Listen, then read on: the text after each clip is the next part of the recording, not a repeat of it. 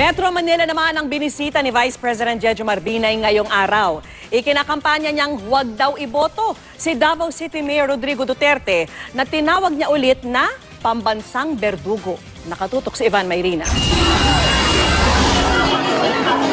Si Vice President Jejomar Binay nag-ikot sa Quezon City at sa Caloocan kahapon. Namigay pa ng mga t-shirt sa kanyang pag-iikot. Kanina naman nagpunta si Binay sa San Andres Bukid sa Maynila.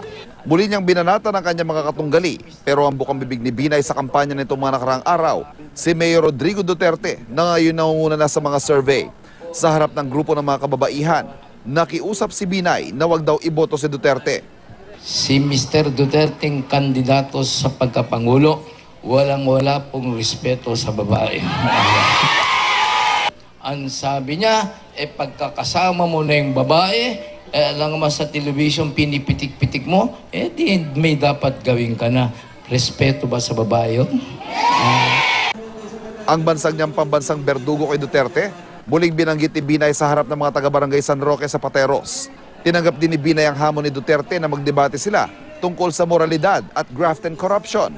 Pero anong pagdidebatihan natin yun? Yung graft and corruption, bintang.